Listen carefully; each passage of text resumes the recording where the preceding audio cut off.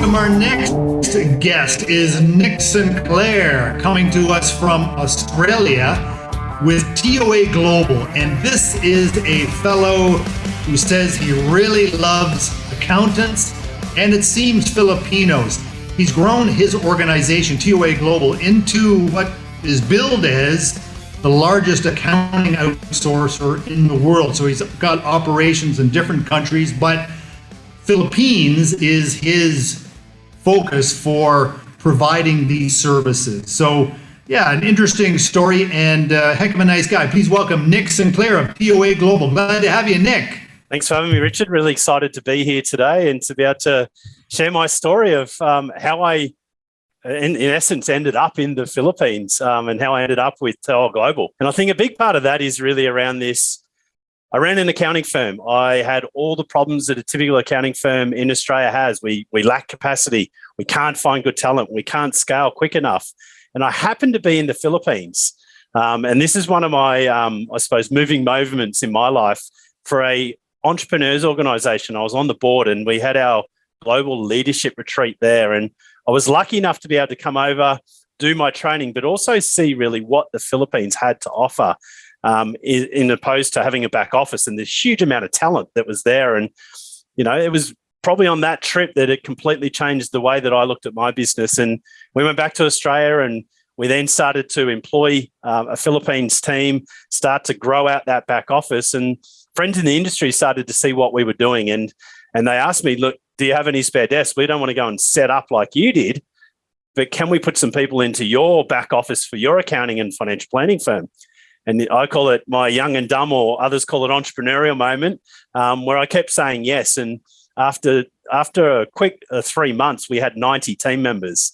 And then we went to 200 team members. Then we went to 400 team members and 800, 1,600. And we're a bit over 2,700 today and growing quickly every month. And I think for me, the big thing that I love is the competency and the passion of the accountants in the Philippines. We see that they are just so much more effective than our local accountants. And a lot of people that, you know, we operate in 5 countries outside the Philippines. And a lot of people say, look, how are they better than Australian accountants? And we just say, look, they just love what they do and they love working and they love growing. And I think that our success has largely been due to their success. We wouldn't be successful if they weren't being successful for the accounting firms that they work for. And we work from small firms, you know, 1 or 2 man bands in America or New Zealand or Australia or Canada, right up to, you know, top 20 firms in America that are significant businesses. And the thing that I really love is just that's, I suppose, my journey to the Philippines, how I even got over there. I was just running a local Australian firm, but, you know, it turned into something a lot more than what it is. And we call ourselves the accounting people. We are very focused on helping accounting firms to be able to build global resources, to be able to really give back. And ultimately, this is my why. My parents, when I was younger, lost everything. They went bankrupt through some bad business decisions, which they probably weren't given the advice that they really needed. And for me, it was around, I never wanted anyone to have to go through what they got through. And that was my reason for wanting to get into accounting and financial planning, to give that advice. But I realized pretty quickly when I started to grow what is now called TOA Global, that I could have a bigger impact, because if I can impact the accounting firms globally and give them the capacity to now have better conversations with their clients, who are the small business communities, ultimately I'd be able to have a global impact. And that was really the driver for me, was around how do we help the small businesses, because they drive the local communities. They are the ones that make the impact. And that was really how and why we drove, and a big part of our vision and mission with TOA and our group of companies now, to really make a bigger impact. And, you know, my wife is Filipino, so I'm lucky enough to be very involved in the country and understand the culture deeply. And, you know, we're launching a foundation this year specifically in the Philippines to help with education for the underprivileged, but more importantly, to try and up the skills. And that's one thing that, you know, over the years, we're now close to 9 years into that journey. We've seen how competent, capable and brilliant accountants are in the Philippines, and we want to really amplify that on the global stage. And we want to also help that through our training business, which is called AB2 Institute. We've launched that in the Philippines this year to help accountants get international qualifications like the American CPA, the Australian CPA, the American CMA. We're one of only 2 training providers in the Philippines that do that. And it's about trying to amplify the skill set that these amazing Filipinos have that some people across the world just don't know about. And for us, we know that the impact that can make, I mean, we employ a lot of our team members are the main breadwinners for their families. So we know that the impact that they have, and we want to continue to do that and amplify how wonderful the Philippines is and has been for us, but more importantly, our clients. A lot of our clients pre-COVID, I know that in the last couple of years we haven't been able to, but for many years we've had over 20% of our clients, hundreds of our clients, traveling to the Philippines to see the Philippines for what it is, to see their teams, to be able to train face-to-face, because they just see this as an extension to their business. They just see that they now operate with another office in another country. And I think that's the exciting things. Equally, we had over 20% of our staff on a normal year traveling to America or Australia for training. So it's also broadening their experience to be able to travel, but also learn and gain international qualifications. So I see many wonderful things ahead. We're running what we call the TOA WOW, which is the new way of work. We see it as 3 key real areas: people, places, and platforms. The places for us is really around, we're a big believer in human connectivity. We're the human performance and that connection of humans. So we're a big believer in the offices will not die. Offices are where we connect. They're where we learn and where we grow. But the big thing for us is building an office environment. We're spread across Cebu, Manila, and Clark, across 5 offices, but we want to extend to what we call a hub and spoke network, which is where we're able to have our team member only have to travel within 15 to 20 minutes to get to work. So we're extending our branch network because we truly believe that in office and that connectivity is the way for speed to success and speed to competency. The people part is all around, and I think the best thing about the last 2 years is the companies are now more focused on their greatest asset, which is their people. And that's the part that I'm ultimately the most passionate about.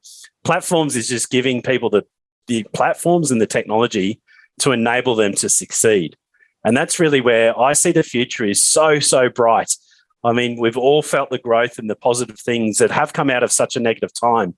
But I think for anyone that is in this industry, and particularly if you're an accountant, the future is very, very bright. Technology is going to enable us to have more human connection, more contact with our clients, and make a bigger impact to those small businesses globally. So I know I'd love to talk about this all day, but I know that I'm coming up to the end of my time. So Richard, thank you for this opportunity to be able to talk to everyone that is on today's event. And I'm really excited about what the future is going to bring for all of us. Very good, Nick. You don't sound like the bad stereotype of an accountant. You're lively and outgoing for sure. Now, Nick, the kind of people you're hiring, do they already need to have an accounting designation and years of experience, or what levels are you typically hiring here? A bit of both. We do take on graduates, so we're connected with a lot of universities, but typically our average employee would have 2 to 3 years of accounting experience in some form of degree. It doesn't mean they have to be a CPA. I see. Okay. And then you help train them and all that. Definitely. Every single one of our team members is on what we call a professional development plan, so where we give them the international skills that they need. Excellent. Wow. And on the client side, where do you see, I know you mentioned offices in the different countries, Australia, US, Canada. Where do you see the bigger opportunities? I mean, everyone talked about the US because it's so huge, but what do you see, Nick? I mean, if you compare the American accounting market against Australia, it's 5 times larger. So that's why the opportunity is so big. But in Australia, for example, there's 20,000 accounting firms. In the UK, there's 25,000. I mean, Canada, your hometown, has got over 30,000 accounting firms.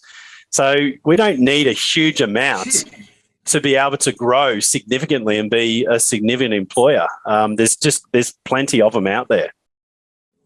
Yeah. So Nick, you should have a big opportunity then. So I'm sure you sit down and you have these dreams in your head and so forth, because you're an accountant, you're supposed to do financial planning. How big do you see your business getting? I mean, this seems like it could be a big opportunity, couldn't it? Yeah, look, our BHAG is to get to 20,000 accountants in the Philippines. So that's that's definitely the 10-year vision. After that, I mean, I think we could have a lot more. So yeah, there's plenty of growth opportunity. Interesting. Wow, that would be exciting. And again, on the accounting firm size, I had no idea there was that many accounting firms. Do you see bigger opportunity with SME firms or with the big firms? Oh, look, to be honest, it's probably both. I mean, the average accounting firm has 20 employees locally. They have 3 to 4 partners. To the large ones are, 5 to 10,000 team members. So the larger ones are obviously, they come with greater ability to grow, but they also come with a lot more bureaucracy and challenges that come with it. So, what I call our bread and butter is, the small to medium size accounting firm, but we do deal with all sizes. Okay, interesting. And, everyone asks everybody COVID questions, and Nick, so I hope you don't mind, but has it changed, the acceptance of your business and how you operate here? What has changed, you think? I think it definitely, particularly in America, but even in Australia, there were a lot of traditional accountants that didn't quite understand this. Team member doesn't have to sit in my office. I can have team members anywhere in the globe, anywhere in the world. So I think for us, it's been an accelerator is probably the biggest one for us. It's accelerated the ability to employ someone that's not in your own state or town or country in a positive way. It definitely has accelerated it. Yeah, so it seems like you could be in for a really big ride over the next 5, or you mentioned 10 years, but I thought, a lot's going to happen in the next 5 years, Nick. So, so I hope you can focus on it. I know you are focusing on it, but Philippines seems like a good bet for you. So, and the Filipino wife really, that's a big asset for you. And Nick, one other question. Are you just going to focus on accounting firms, or would accounting departments within companies also be something you might consider, or is that privileged knowledge at this point? Look, we do deal with some, not as many. I mean, our traditional focus is the accounting firms, but we do have a fair few accounting departments that start with us and start building a global team, and then they continue to expand it across all areas of their business. So, the traditional accounting department's probably the one that's the easiest to break apart and fix, because a lot of them are not run as effectively as they could be. I see. Okay. Well, Nick, that is a fantastic story. And I just predict you're going to do fantastically well. So we want to have you back again in the future at different phases of your thing. So, so thanks again. That was Nick Sinclair of TOA Global. Thank you, Nick. Thanks, Richard. Thanks for the opportunity.